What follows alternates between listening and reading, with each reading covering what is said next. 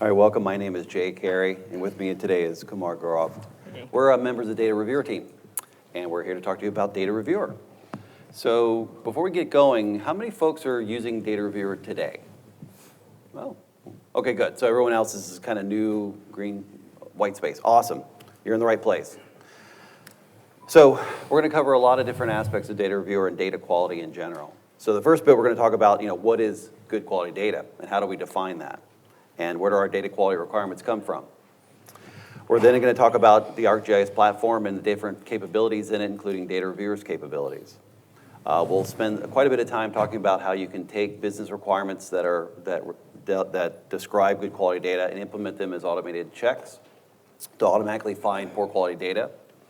We'll also talk about some tools for situations where you can't automate processes, but you need to have folks involved reviewing data and marking up things. Finally, we'll talk about error management, how we manage errors, how we can leverage them to improve the quality of our data, but also how we can report out and provide greater transparency to data consumers about how good or bad the data is. And finally, at the end, we're going to talk about some resources here at the user conference, as well as after user conference, where you can learn more about the extension. All right, so really, before we can get going on what Data Reviewer is specifically, we need to first take a moment to talk about what is your organization's definition of good quality data. So different organizations have different requirements for good quality data, and those quality requirements are going to change through time. But the International Organization for Standardization, or ISO, does have definitions for what constitutes quality, and it's made up of a bunch of different components. Many of these you've already dealt with working with GIS, looking at how does the features positioned in the real world match with what I have in my system. That's one element of quality. Another element is thematic accuracy. Are my features in my GIS coded properly, captured properly to represent features on the ground properly? And then completeness. This is the absence or presence of extra features in my GIS when compared to the real world. Finally, logical consistency. Are the features in my GIS consistently attributed in a way that makes sense with itself? In this case, we've got a highway, which at least in North America wouldn't necessarily be built out of gravel, or with other features around it. Temporal quality. Some organizations have requirements that data needs to be, they can accept poor spatial accuracy, but they absolutely need the latest information available. In this case, a chart used for landing aircraft. Clearly, when runways are taken out of service, that's important for them to be able to navigate and land properly. And finally, usability. We're going to do this a lot. Lots of customers at one point in time built their data to meet a certain purpose, a certain requirement. But as requirements change through time, that data was become leveraged to do other kinds of things for which it was never really built to do.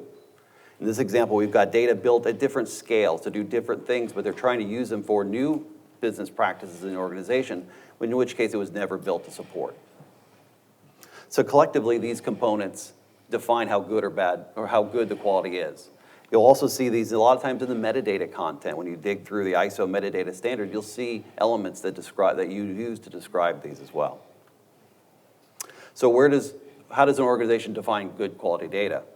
So a lot of organizations will follow industry standards or government specifications, and oftentimes these specs are built around a knowledge of how that data is to be used. Some organizations rely on subject matter experts to define what's good. Subject matter experts like biologists, botanists, economists, those folks may not be GIS people, but they understand the data really well and how they're going to be using it for their analysis. So they're a good source for understanding what's good or bad quality. Finally, through training experience, as you work with data, maybe data coming from outside sources, from vendors or cooperating agencies, you might see trends in the data where downstream production, say to do analysis or chart production, you see patterns where data quality impacts your work. And that's where you might start building up rules, say, we need to check these things before we get it from vendor X or Y. All these requirements many times are captured in what's called a quality assurance plan. For organizations that are data stewards, this is a living document where they can use this to document different requirements from stakeholders within or outside the organization about what constitutes good quality data. This can be a great rallying point to describe, what are the business practices that drive these quality requirements? Because oftentimes you'll have conflicting requirements in terms of how good quality data needs to be, depending on the organization. So when you're already using ArcGIS, there are already a lot of inbuilt capabilities that help you with quality assurance. You know, the fact that you may be using a geodatabase with its inbuilt schema constraints. If you have versioning, you're using a version enterprise geodatabase. Those are workflows for having a process to review data. And if you're using advanced data types like topologies, utility networks, or parcel fabrics, they have inbuilt quality checks that are specific to those data types. And Data Reviewer provides capabilities that are more generic in a way, and that they can enable you to configure automated processes for defining good quality, finding poor quality data, and tools for soliciting input from stakeholders or non-GIS folks, and a process for managing errors and reporting quality throughout a life cycle. So Data Reviewer is typically used by folks on the desktop as an extension in ArcMap and JS Pro, and these are typically data editors, data production staff who are creating data or assessing assessing data coming in from outside sources like contractors and whatnot. It's also available in extension to server, where folks are using this to implement validation through web services, being able to validate data as well as provide markup and redlining capabilities in web applications, as well as doing dashboard reporting, so you can engage a different audience about how good the data is that you're working with. For developer, Data Reviewer server capabilities are exposed through the JavaScript API as well when you're building custom web applications. And for folks who are building add-ins in Pro, there's a little small footprint in the Pro.NET SDK for working with Data Reviewer when you're working with Pro. Finally, for folks who don't want to write custom code, there are configurable widgets for leveraging some of the capabilities of Data Reviewer for server. And we'll talk about those things throughout the presentation. All right, so we're going to really kind of cover three major moving areas of Data Reviewer. The first is, what can I automate? How can I take these business requirements I've collected from my different stakeholders and implement them in an automated way so I can automatically detect data errors in my data without human intervention. We'll talk about how we can engage people when we do have situations where we need to have folks involved doing quality reviews. How do I make their work more efficient? And finally, once I have this information about the liabilities of my data, how do I report that out in different ways to a technical audience or to leadership? All right, so the next couple sections, we're going to really be covering a lot about automated review, because this is the area where folks can really save a lot of time, a lot of effort to drive down those costs of maintaining data. So automated review, as its name implies, it's automated. It's a very fast process because the computer is doing all the heavy lifting. It's not a person doing any of this, actually. It's completely running on its own. It is consistent in that if I build a set of rules today and I run them against my data, it's going to report consistently those errors. If I have a person involved, they may be a little more subjective. They might say, that's not good or this is good. The computer just makes the call for you. Because it is automated, typically customers will use this to do 100% review of the data. So this might be in some scenarios when you're doing an outsourced scenario, where you're bringing data in from an outside source of an unknown quality. You can run these checks automatically to detect errors without having to invest too much effort in doing that first review. Okay. Now traditionally though, automated review has been on data that already exists in your database. And that's traditionally used to kind of gather a baseline understanding of how good or bad the data is. At Pro 2.1 though, with the introduction of attribute rules, you can now implement quality review during editing operations. So as features are created, as features are edited, as features are deleted, you can trigger automated checks to validate that edit operation and make sure that no poor quality data makes it into your database. All right, so when you're using Data Reviewer, how do I implement this automated review? So Data Reviewer has over 40 different configurable data validation methods. And these validation methods assess different aspects of a feature's quality. Up here on the screen are some of the more commonly used checks that assess a feature's integrity. When I say integrity, I'm talking about the features, does it contain valid geometries? Does it contain excessive angles? Are there too many vertices in a feature based on my specification? Is it non-monotonic? If I'm using Z or M values, do I have non-monotonic values, not strictly increasing or decreasing in value? There are lots of checks to assess a feature's attribution. Things like, does it comply with domain constraints?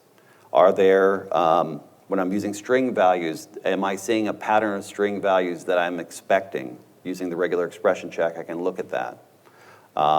Do I have unique values in my fields across my database? Finally, spatial checks. These are checks that assess the spatial aspects of a feature itself, or it's a feature against other features in the geodatabase. So looking for typical overlaps, gaps, finding, in this case, unnecessary polygon boundaries. Maybe I've got polygons that could be merged and save some space in my database. So Data Reviewer checks poster is a good resource for sort of getting an understanding of what all the different checks available in Reviewer are. It's available from that URL as a download PDF. It's a good resource to learn more about, when I have a problem, how do I find a way to solve that? So the implementation process is fairly straightforward. Hardest part is this. What are my requirements? What are my organization's requirements? What is defined as good quality data? Capturing that in a quality assurance plan so that if you get hit by a truck tomorrow, there's a document there that tells the next person what's good quality data. Then you capture that as, what is the technology I want to employ to implement that business requirement? Is it a topology rule? Is it just applying domains to my features? Or is it a data reviewer check? Or a combination of those things? And finally, what is the workflow I want to introduce this measure into? Is it something that I want to use as a constraint on my editing workflows? Where I want to make sure that this is such an egregious error, I cannot allow this to even make its way into the database? Or is it done after the edit as a part of a validation workflow, which could also be done during editing, but I want to then maybe employ that as a validation against features that already exist in my database. So, authoring these rules is fairly straightforward. So when we look at constraint workflows, these are when you're imposing these constraints on edits. These are created using ArcGIS Pro, and they validate geodatabase sources. So it's supported in file, it's supported in enterprise geodatabases, and the rules themselves are actually stored in the geodatabase. So if you share those geodatabases around, the rules stick with them. So when they're supported through either direct edit of a client against a file geodatabase or an enterprise geodatabase through a connection. But also if those enterprise geodatabases are shared through feature services, these rules also fire and are constraining those workflows as well. We do have a demo theater right after this morning. I'll talk about it a little bit later. If you're interested in attribute rules and how these work, a little more detail, there's a good demo theater to attend this morning if you have time. When you implement validation rules that validate features that exist in your database, you have a couple options. One is to, when you're in Pro, implementing reviewer checks in the context of a map. So map rules validate geodatabase feature classes and tables, shapefiles, and feature services through layers. So you author these in the context of a layer you have in your map. And it can come from, as I said, many different places, right? They are stored in the map. So if you share that map, it's stored in your Pro project. If you share that project as a template, the rules go with the template or it goes with the map. If you export the map out, if you export the layer, the rules relevant to that layer go with it as well. It is supported in ArcGIS Pro, both from authoring and an execution point of view. Finally, if you're working in ArcMap, we use a thing called a reviewer batch job to store these configured data reviewer checks. You create them using tools in ArcMap, and they validate geodatabase feature classes, tables, and shapefiles. There are a whole reviewer, today desktop has the most number of checks. If you look at that checks folder, those are where the majority of the checks live. We're building more checks in Pro as we move forward. Now these rules are loosely coupled, right? They're living in a file, but the file can be shared through email or attachments and things like that. They can be used in ArcGIS Desktop as well as in Pro. And if you're using Data Reviewer for a server, the batch job can be used there to do validation over the server as well. All right, so in today's workshop, we're going to go through a whole series of demonstrations, kind of walking through different aspects of Data Reviewer. And the overriding premise here is that this organization is already using Reviewer, but there are new requirements coming in, which happens quite frequently, for improving the quality of features that are related to tasks associated with finding and routing folks to locations.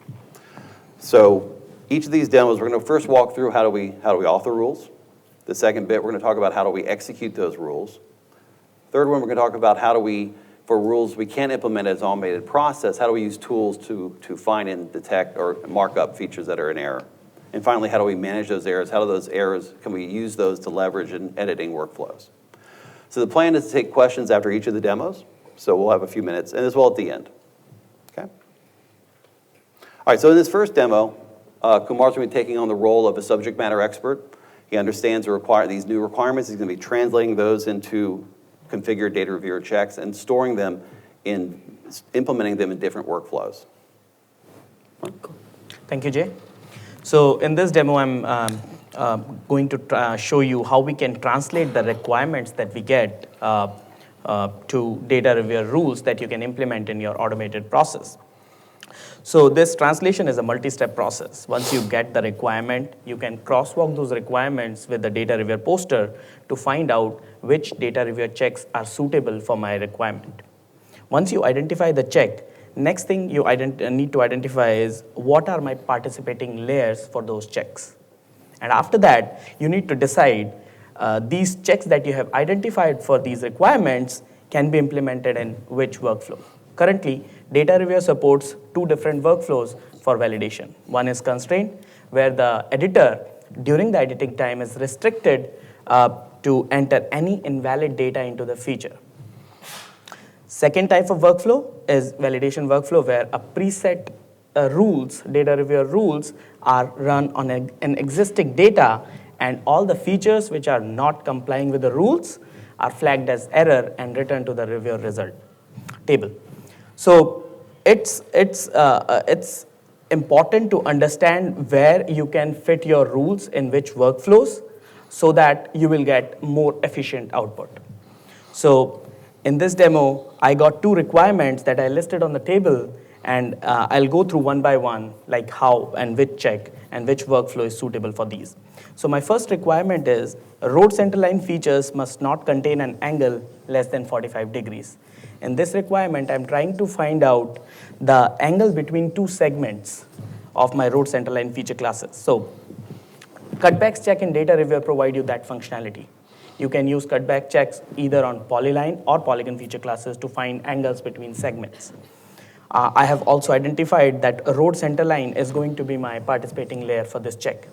And cutbacks check is supported on both cutbacks constraint as well as validation workflow. Similarly, my second requirement is site address point should always be within a building. This is a kind of check that I'm trying to find a point should always be within a building, a polygon. Feature on feature check in data reviewer can easily find out these kind of issues. In this case, site address point is going to be my primary feature class for feature on feature, and building footprint is going to be my secondary feature class. And feature on feature is also supported on both constraint as well as validation workflows. So let me just show you on ArcGIS Pro application how we can configure these rules. I'm going to start with constraint rules. As Jay already mentioned, that constraint rules are specific to the feature classes and stored in the same database along with the feature class. So first we need to identify the feature class in which we want to create that constraint rule. In this case, I will start with the cutbacks check, which is on road centerline feature class. Select that feature class in the table of content, right click, go to design and select attribute rules. Once you click on that, you will notice that attribute rules view will open. Please note that this view is specific to the feature class that you have selected. So whatever you save in this will be stored along with the feature class in the same database. To create data reviewer constraint rules, you need to click on the ready to use rules button. Once you click that, a smart gallery will open showing you all the relevant checks specific to that feature class in that gallery. This is a smart gallery because if you pick a polygon feature class, all the polygon specific data reviewer constraint rules will be shown in here. So for now, let's click on cutbacks. A configuration pane will open that will allow you to set parameters for that specific check. Some parameters are specific for a specific check, but some of them are common common among all the data reviewer constraint rules. So let's start with a check-specific parameter, which is minimum angle size in this case. Let's set it up to 45 degrees based on our requirement. Then some of the common parameters are like subtype. If you want to configure this check for a specific subtype of your data, you can do that just by selecting the appropriate subtype from this dropdown. For this demo, I'm going to run it on all. Other type of parameter is triggers. So triggers are actions when these action will be used to find out like when this check is going to be triggered. For example, insert. Insert will take care of all the newly added features. So when you try to edit and create new features, insert will take care, and this rule will be triggered on that action. Insert also take care of copy-paste scenarios if you want to copy-paste your features in your data. Update will take care of all the modifications in geometry as well as attributes. Similarly, delete will take care of the deletion of the feature in your feature class. For this demo, I'm going to pick insert, and you can also provide some descriptive information about this rule by providing a title and description. So I'm going to pick the title and description as same for this rule for this demo. Let me just copy paste. You can also provide tags for traceability purpose. So once you configure this rule, you can just click on Save button on the Attribute Rules tab, and this rule will be saved in this feature class. Let's move to the second rule, which I should be configuring on site address point. I'll repeat the same process. Click on Ready to Use. Please note that on point type feature class, the Smart Gallery will only show the type of checks that are supported on point. So only feature on feature is currently supported. I'm going to pick that. Primary is already set because this check is specific to the site address point. I'm going to pick my secondary feature class, which is going to be building footprints. I will take the special relationship as within, and I'll choose invert relationship. So I'm trying to configure this rule which will find out all the site address points which are not within building footprints polygon. I will pick insert as trigger, and again I will provide some title and description.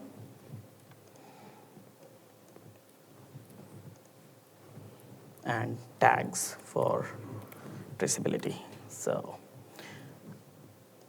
this is how you configure constraint rule and save constraint rule in that specific feature class.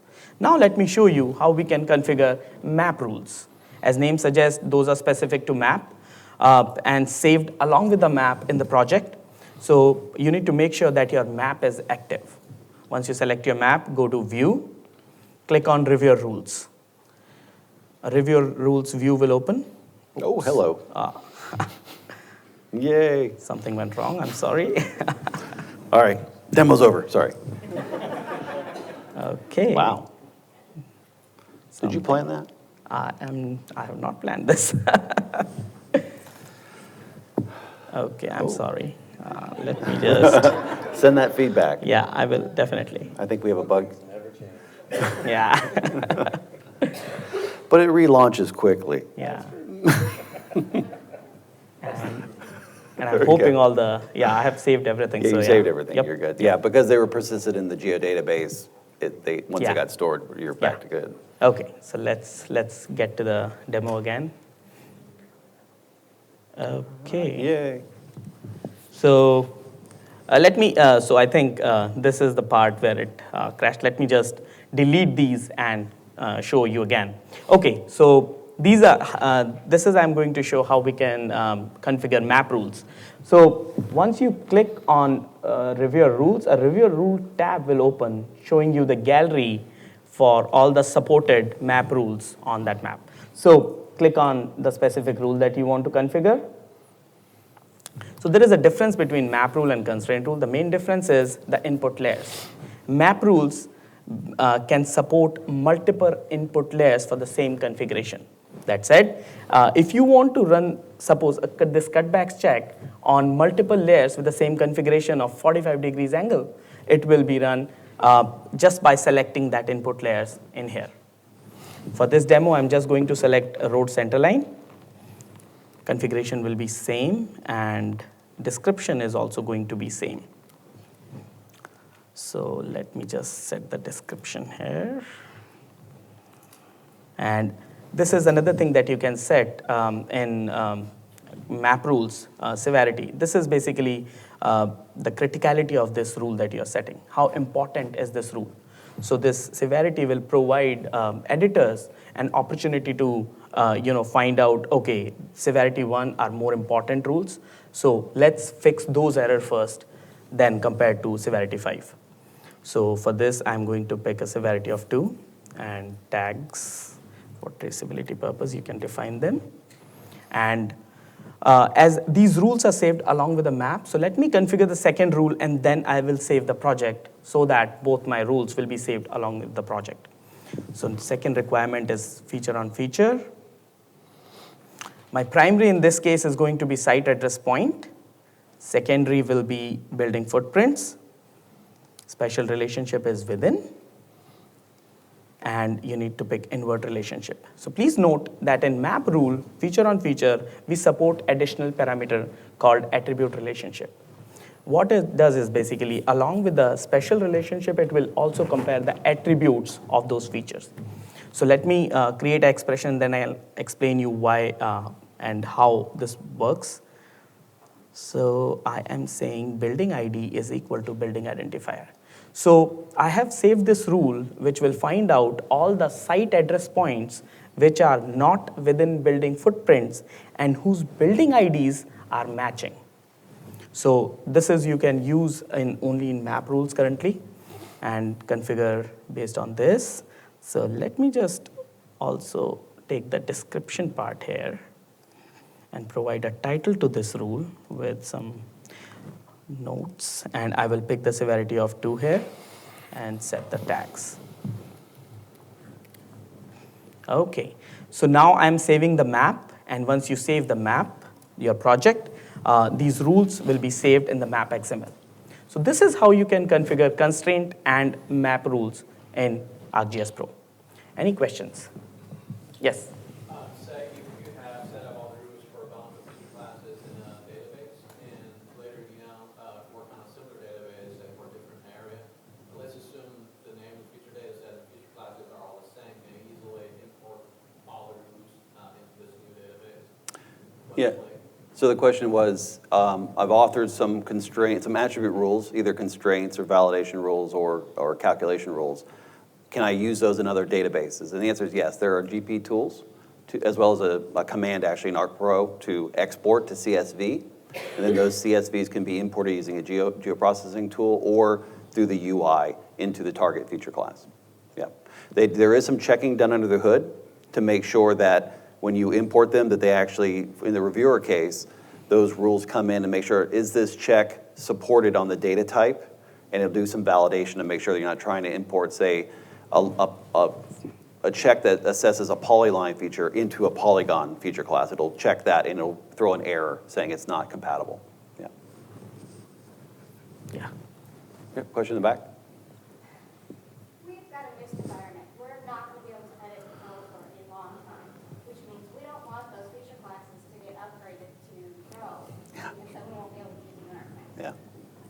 The stuff that you just did, it kind of looked like if you started to use those rules and set up those rules, that those would be upgraded to Pro, and then we wouldn't be able to use them in our anymore. Right. So the question is about backward compatibility of attribute rules with ArcMap. So in the first demo, we showed creating an attribute rule constraint, Right. which would, That I know we can't do. Yep. But you set up. so the map rules, yep. Oh, the map rules, so the map rules don't touch the data.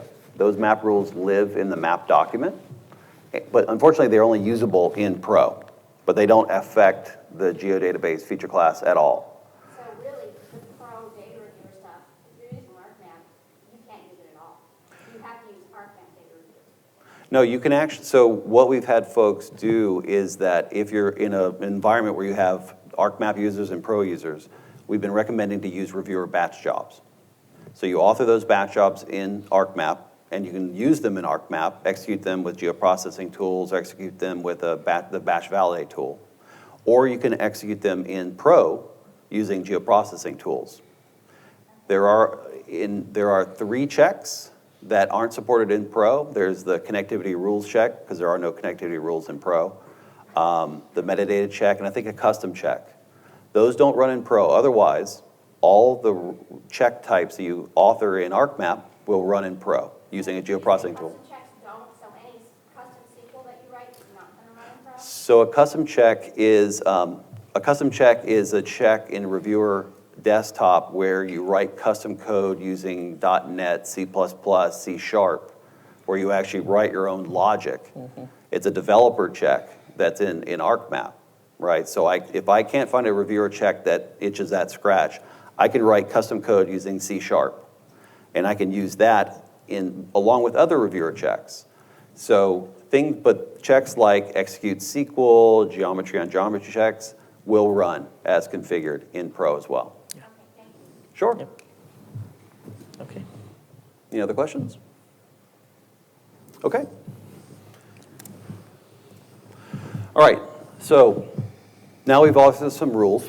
So what are the different ways we can actually use those rules to assess the quality of our data?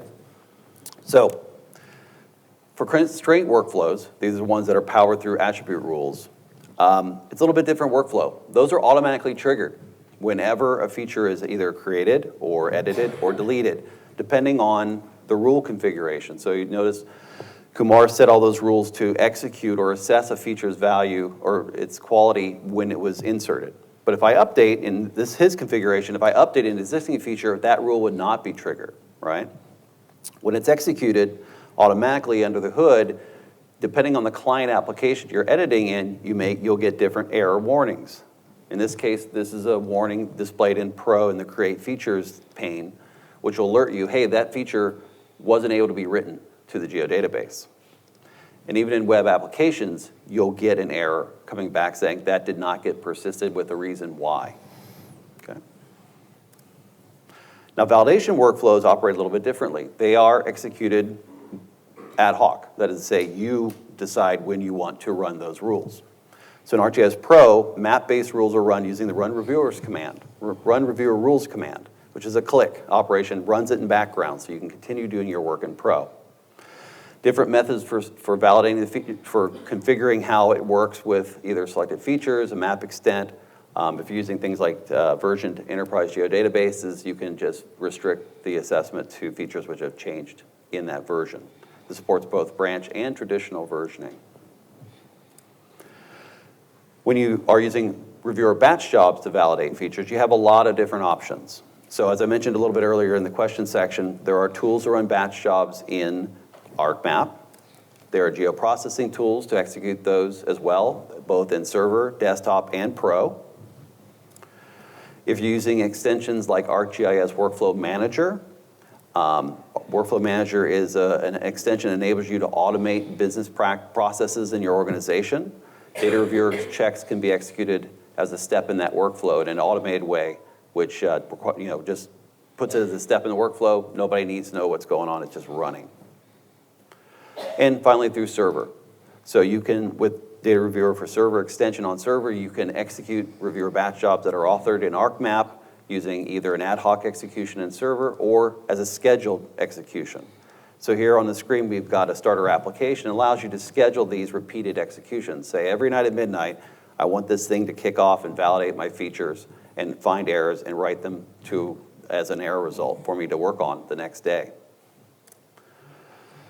Depending on the tool you're using to run these batch jobs, you have different options available to focus your review in certain areas. Change features is supported, but only in traditional versioning, not in branch versioning, just traditional. All right, so in the next demonstration, Kumar is going to continue kind of working as the technical lead. He wants to test out these rules. He wants to find, these new rules are being introduced. How many more errors are we finding in my data? So he's going to be leveraging these configured checks to find some errors. Okay. Yeah. Thank you, Jay. Okay, so in our last demo, we have seen how we can configure different type of rules In this demo, I'm going to show you how we can execute them. So I'm going to show how we can execute map rules. We are going to cover constraint rules in the later part of our session. So to execute map-based rules, you just need to make sure that your map is active. You can go to Edit, click on Manage Quality. That will open the Manage Quality toolbar here. And running these rules are as simple as just clicking this button, and they will execute on the extent. But before running them, I want to explain about some of the configurable options that we provide for running these rules. So the first option is visible layers only. So if you check this option, your rules will be run only on the layers which are turned on in table of content. Second option is disabled for me, which is change feature only. It's disabled because this option is only available on enterprise version data. Whatever version you add your data with in your table of content, these rules are going to be executed only on the edited feature in that version if you use this option. Other options are attribute validation and special relationship checks. So these options are basically we can categorize data reviewer rules, attribute checks versus special checks. Some good example of attribute checks are like query attribute and feature on feature, duplicate vertex are some of the good examples for special relationship check. So if you know that you have just edited attributes in your data, there is no use of running special type checks while validation. So what you can do, you can uncheck the special relationship and just run the attributes check to validate your changes. So for this demo, I'm just going to take all defaults and I'm just going to run this on the extent. Once you click that button, you can see the progress in this history tab. And once the execution is complete, you will see a pop-up menu showing how many results are written. Just click on that and reviewer table will open showing all the results. We will cover this reviewer table later part of this session. So this is how you execute map-based rules in your ArcGIS Pro application. Any questions about this? Yeah. Is this intended to replace topological checks or to be So the question is it, Is this intended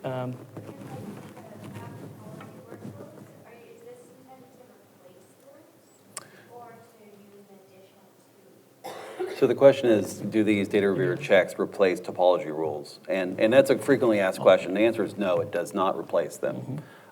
You may have situations where you might not, the business requirement you might have might need some additional configuration that a topology rule wouldn't support. The example we actually did in this demo is one where that wouldn't support it, right? So we're looking at the location of features. You could do the same thing with topologies up until the point you need to actually check the attribution between those features. So there'll be scenarios where topology rules are what you need to use, and then there'll be situations where a reviewer check gives you a little bit more flexibility about how you deploy that. The other example here, and topology rules typically only work in the same feature data set. The rule we just created in our map rule, those layers could be coming from shapes, could be coming from different feature classes and different geodatabases, could be coming from feature services. So it really it provides you a lot of flexibility in terms of what's the data I need to validate and where does it all live, and if it works for you in topology rules, definitely use that. If it doesn't, then you have options. any other question? Okay. Cool. All right, so talked a lot about automated review, right? This is where folks find a lot of value in finding and detecting poor quality data. Clicking a button, letting the machine do the work for you is great. But there are going to be situations where you can't configure a rule to find an error. And so some of the things you might run, so we have capabilities for doing what are considered semi-automated review. Typically, these are reviews that are guided workflows. They're a little bit more flexible because you have people involved. People involved need to be good, they need to understand the data really well. Typically, they're subject matter experts. They're folks who, more importantly, can make consistent judgment calls. They're consistently applying a set of criteria to decide if a feature is good or bad. Because it is human-driven, oftentimes organizations have a hard time justifying 100% review of all the features. So they often will employ some form of sampling, random sampling, to take a representative sample of the features. Although we do have customers in some, especially in the life safety areas, where they do 100% visual review of features before they publish maps. All right, so primarily though, folks use a visual review workflow when doing this type of review. Visual review is good in that it allows you to detect patterns of poor quality data. Things like when features are all shifted in a certain direction against other features. Sometimes you can't automate the finding of those things. If you have missing features, typically automated checks run against features that live in your database. If they're not there, it doesn't really have a way of testing for those in most cases. Typically, you'll be using another source of data, a trusted source of data to assess the features in your GIS. This could be as-built drawings from the field, from a construction project. It could be more recent higher resolution imagery, maybe imagery that wasn't even available to the editors at that time. They're really good at finding missing features and features that are miscoded or shifted out of place. Those are really good reasons why folks use visual review. So, although we can't solve all the challenges with a manual process, we do have tools to help facilitate those workflows to make it a little more efficient, so people don't go crazy visiting feature after feature after feature. So we have tools both in desktop, ArcMap, as well as in Pro, also in Server, to be able to do redlining. So if I need to mark up, maybe I'm not an editor, but I need to mark up and provide feedback to the editors about missing features or existing features that are in error. There are tools for doing that in all three of those environments. Pictured on the screen here is the Web App Builder widget. So if you have customer-facing web applications and you'd like to elicit their feedback on data, this very little simple tool allows you to either flag missing features or mark up existing features as errors, and those errors get written just like the errors we've been working with automated review. So they show up in front of a technician at some point where they can work on them and decide, is that an error or not? There are tools in ArcMap for doing random sampling. So you can take a sample based on just a straight up number of features or percent of features or a number of features based on a confidence level, and use that sample to visit them and assess their quality when you can't do 100% review of features. All right, so in the next demonstration, Kumar is going to kind of continue on as a SME. He's going to be reviewing some features, and looking for missing features, miscoded features, features out of place, based on some criteria for these new location finding features. Okay? Thank you, Jay. So in this demo, I'm going to demonstrate how we can use tools provided by Data Reviewer for visual QC. Data Reviewer provides two tools in ArcGIS Pro. One is Browse Feature, which can be used to navigate to features one by one and find out against your trusted source if those features are misaligned or not properly set in your area. So you go to Manage Quality and click on Browse Features. This Browse Feature pane will open. You need to select all the features in your map to assess all these features individually. So click that tool and select all the features. Once the selection is done, you can see all the features are added in the Browse Feature window. You can simply clear the selection in the map and use the navigation capabilities of Browse Feature to navigate to those results. So as you can see, as you navigate, all the features are selected and flagged. So you can check the misalignment. Like this feature is not aligned properly. It should be on the driveway, but it's a little bit on the side. So what you can do, you can report this feature as an error into the reviewer result table. To do that, you need to provide some information in Browse Feature dialog, like what is this error type going to be? You can select probably Move Feature. So this information will help the editor to identify what's wrong with the feature that he's seeing in the reviewer table. And you can also provide some notes that will help him to fix this problem, like move this feature. You can set the severity, how important is this for you.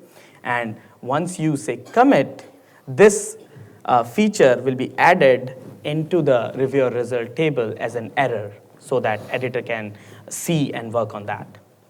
While navigating all the results, you can also find out some missing features, like an address entrance point is missing here.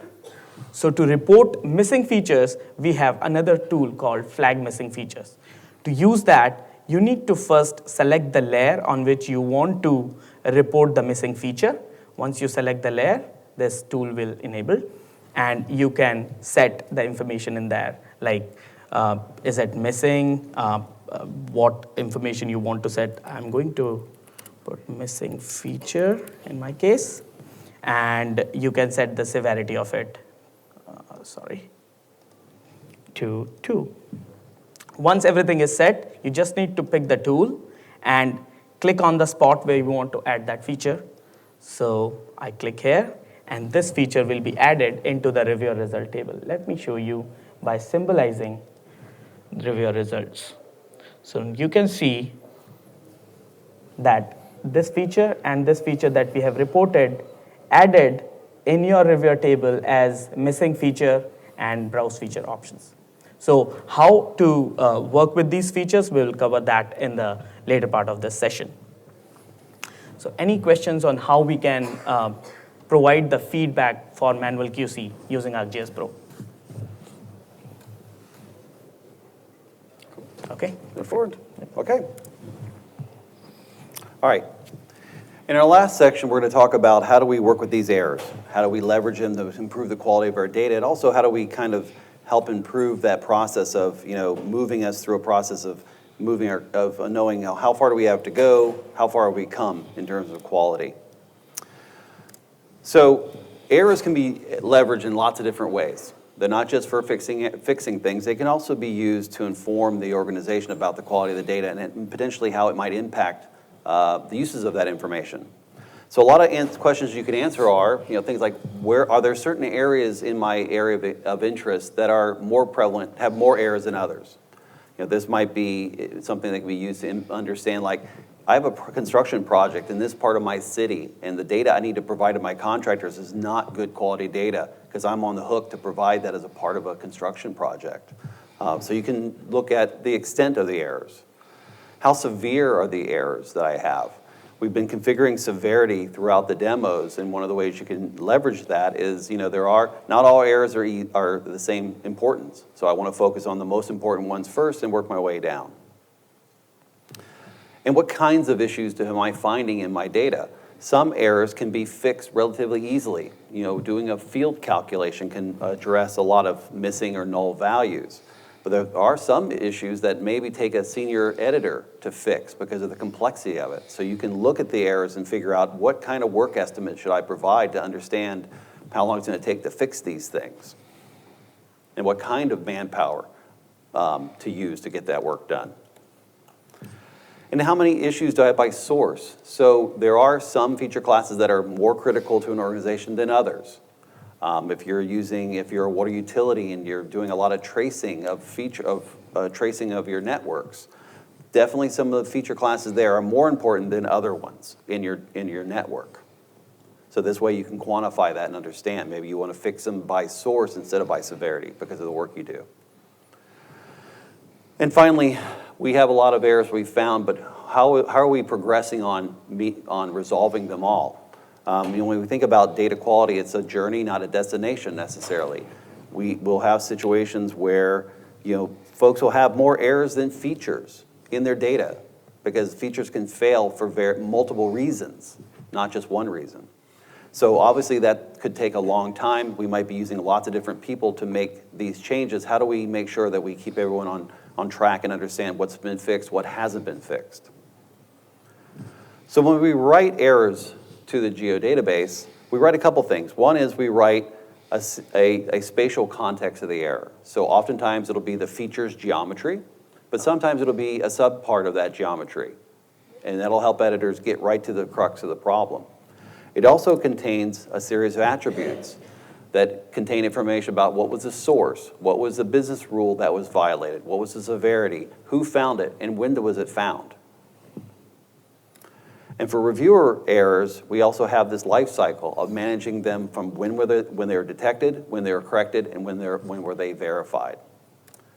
So this three-phase process is fairly helpful for organizations, especially when you have a lot of different people doing things, or you have people bouncing from project to project. They need to pick up where they left off.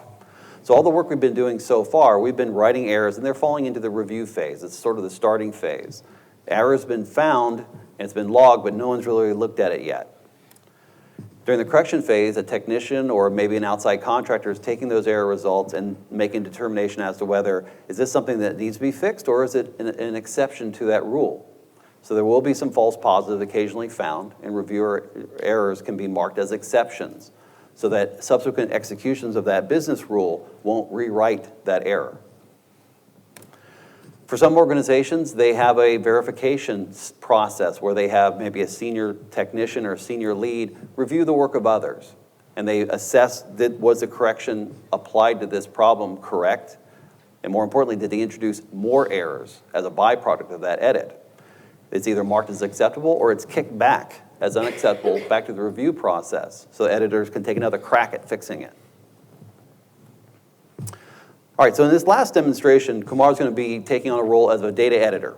The data editor is going to be taking these error results and working in an editing environment to improve the quality of the data and do it as efficiently as possible. Okay. Thank you, Jay. So in my last demo, I'm going to take a role of a data editor whose responsibility is to look through all the errors in the reviewer table and fix them and change the status of those, change the lifecycle status to resolve. So let's see how data editor can use a reviewer table to find out what and where in the map something wrong. So as Jay already mentioned, that data reviewer table contains both special as well as attribute information about the errors.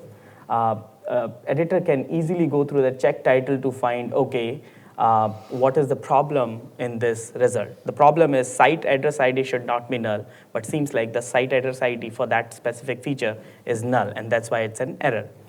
If you want to see some more information that we have provided in the description tab while configuring the rule, he can go through the description of it to find more details. He can also filter a reviewer table based on different categories. Like if he want to just see feature result, he can just click on feature result. We also support sampling and metadata type of views for this reviewer table.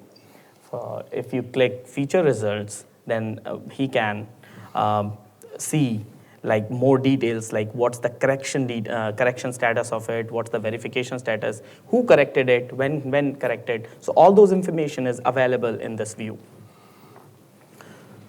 He can also symbolize all the errors in the map to visually see where the problems are. And if he want to pick one specific result to fix, he can just select that, and that feature is selected in the map. He can also right-click and choose zoom to result, and the map is zoomed to that specific result the problem is. So let me show you how we can fix that problem and change the lifecycle status. So in this specific result, the problem is site address ID is null. So maybe what editor can do is he can just go to map. Let's unsymbolize this, go to map, choose this option, and when you try to see the records, you can see that site address ID is null. So let's fix this problem by entering site address ID for this specific feature. So you can set the site address ID and it will be saved. Go back to review results and you can just right click, update results, and set the status of this result as resolved. You can also provide some notes so that the verifier can review your notes and find out what type of correction you did. So I'm going to say fixed this issue. You can provide more descriptive information as well. And once you say apply, you will notice in review results, the status of that specific result is changed to resolved. All others are in reviewed phase, but this is now in resolved state. Optionally, if you symbolize these results,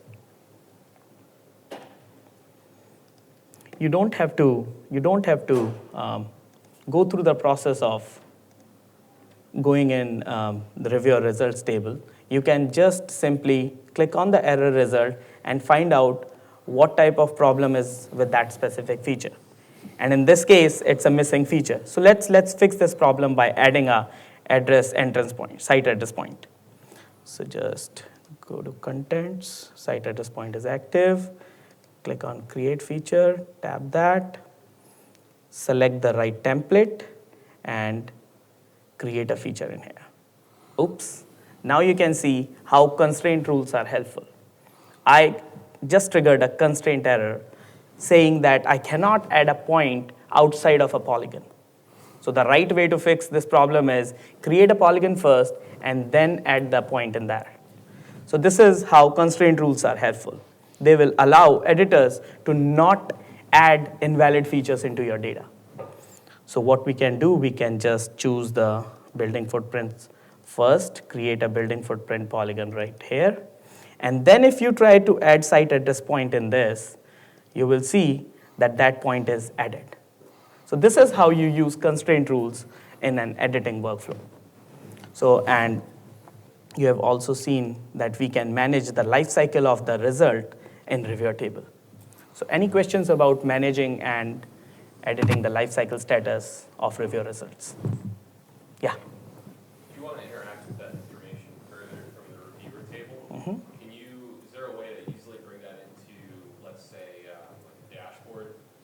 Or if you want to do further checks on, let's say there's a particular reviewer that's doing a manual check on it, but maybe has a misunderstanding of those rules and logic. Is there an easy way to kind of like look through that from a high level and then like pinpoint where somebody might be having a misunderstanding, or to like do further reporting on it? Yeah, so the question is, we have this mechanism for storing error results. How can we leverage it to do a dashboard kind of review, like look at it from a broad scope? So we don't demo that in this workshop, but there is a web app builder widget that dashboards error results in different ways. So you can say, show it by, feature errors by severity or by source or by lifecycle status. That will be covered, actually this morning in a demo theater, we'll talk about what some sessions coming up. There is a session that covers, reporting and web reporting for data quality results. If we were using an enterprise geodatabase in this situation, that would be live. The editors would be making changes, you would see this.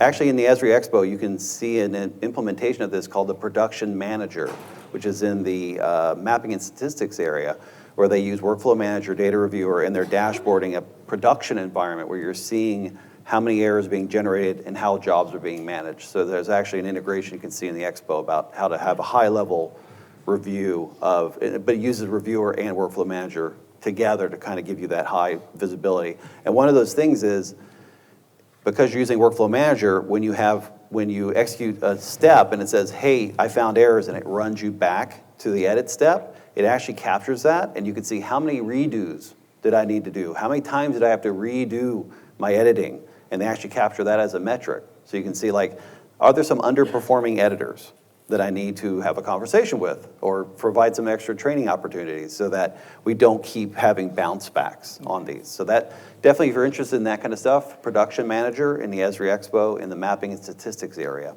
is a good demo of the integration of these things. Is there any way that like a third-party application where you're getting notified as far as the status on the errors? Like, okay, like Slack, getting notified in Slack that, hey. Oh, yeah. Yeah, so the question is there a way to provide notifications when errors are being fixed or they're being created? Yeah. That way I have to go to a dashboard and look at it and complete it? Yeah, unfortunately, I'm not aware of any push kind of notifications with that. That would be an interesting thing to think through with webhooks. Yeah. And that have been introduced with ArcGIS Enterprise recently, where you could create a webhook.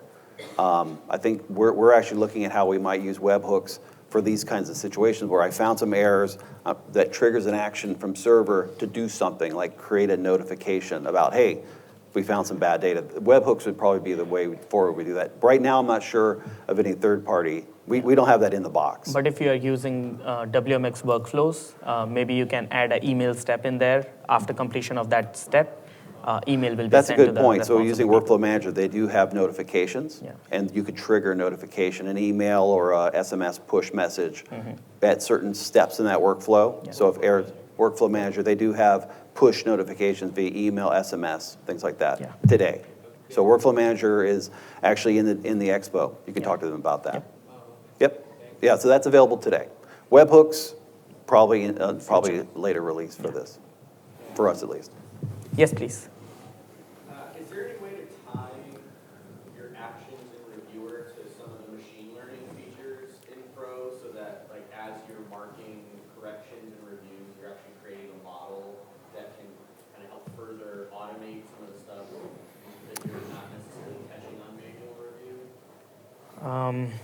Yeah, so so the question is, are there some machine learning or AI efforts involved here to kind of help, rather than configuring rules? And this is actually something we have as an R&D currently there aren't. Yeah. But we do have an R&D item in the backlog to go through and be able to, instead of having to teach the system what's bad quality data, can we provide examples of good quality data? Now go find stuff that doesn't match this pattern. So that's an R&D effort the reviewer team's been looking at. To kind of shift the paradigm around where there's less definitions of good quality and just more like, feed me some good data and tell me when it doesn't match. So, but that's an R&D thing. It's not available today, unfortunately. Yeah. All right, we're kind of running out of time. Real quick, just a quick wrap up, and we'll stick around afterwards for more questions. So in today's workshop, we covered, what is good quality data. We talked about the different components to quality. We talked about the different forms of quality control that Reviewer supports, as well as the checks that can be used to implement automated review, the tools available for semi-automated review, and error management. So, more information this week would be a series of demo theaters this morning, right after this session, fairly soon after this session, on different capabilities. If you're interested in attribute rules, specifically, that first session at 10 o'clock will go into more depth on attribute rules and data reviewers there. And we'll also have an advanced validation if you want a deeper dive on Thursday morning as well. We're also available in the expo if you want to come visit us, have some questions for us. We're both in the Spatial Data Management Island where we can talk about desktop uses, as well as in Enterprise if you're interested in the server capabilities. All right, more stuff after you see. Like anything, we've got a product page. You can find customer cases, free trials available from that site. There also is another source of resources on the solutions page. So if you're working with Esri's industry models, there may already be a data reviewer template that you can download as a starting point for getting familiar with data reviewer. These will contain a lot of the commonly used checks in these different markets. It's not a soup to nuts. It's not everything you would want to do with reviewer, but it shows some patterns of how you might use it in the context of these industry models. Documentation, yeah, lots of doc, both for ArcMap and Pro. That includes tutorials, so you can kind of get up and running with Data Reviewer. Server as well. We have tutorials there that take you from configuring services all the way to deploying client applications to use those REST endpoints that Server provides. Finally, we have a learning plan newly created for going from I know nothing about Data Reviewer to I'm ready to deploy and configure Reviewer through a series of training seminars, web courses, and a one-day instructor-led class. So that learning plan can kind of take you from I know nothing to I can be performant. And finally, GeoNet. There is a data reviewer place on GeoNet where you can come and talk with and post questions of other data reviewer users. The team also monitors this place, so if you have questions, technical questions, you can go to that place as well. Thank you very much for attending. Take a moment to provide some feedback for us. We'd like to get your feedback so we can improve how we deliver these presentations. And thank you very much for attending this morning.